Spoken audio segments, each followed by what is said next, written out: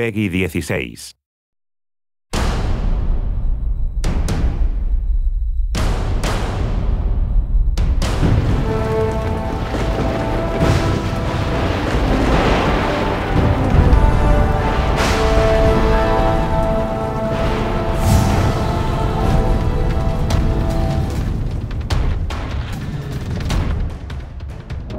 The vision for Thor, the video game, was to take the inspiration from the comic books and bring that to the interactive experience so gamers can play as Thor, use his hammer, bring down the thunder and the lightning, just like they experience when they read the comic books as a kid or they'll see in the movie.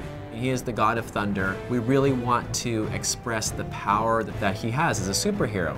He's going against big demons and giant trolls scattered across the 9 worlds. The bosses of each of these worlds are these monstrous, titanic entities with all sorts of different powers capable of tremendous destruction. It's been great to take ideas and concepts, not just from the comics, but from Marvel themselves, building enemies that are worthy of Thor. The game is not a play the movie game. Our narrative is very different. We worked with Matt Fraction, who's one of the scribes for the Thor comic. When we first started talking about the music for Thor, I pulled together all the different concept art, the videos from the game. What we actually wanted the music to do is play like a thread that is tying the game together from a dramatic point of view.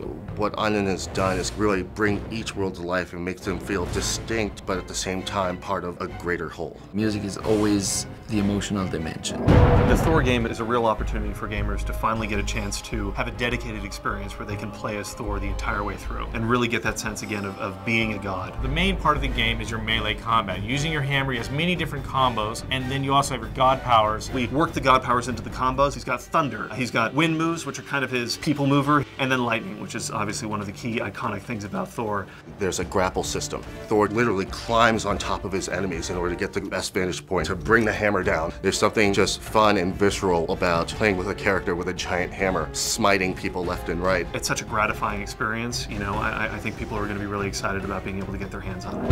One of the key things to think about in terms of Thor God of Thunder for the Wii is it's not a port of the next-gen game. It is its own unique game. I don't think the Wii has ever had this kind of title on it before. It's much more action-driven. I want the player to be able to take away the feeling that they were able to wield the power of Thor. A young gamer can just enjoy swinging the Wii remote around, breaking things, and then a more hardcore gamer will be really impressed with the depth of the combat and the depth of the player progression. We've got a few unique levels that don't appear in the next-gen game. We've got our own unique flying levels, which are an entirely different form of gameplay. We feel that you get a better game out of building a project from the ground up rather than bringing it over from a different system. It's given us the opportunity to have unique characters, unique flight levels, and a completely unique ending to the game that features a new experience that you wouldn't get on any of the other consoles.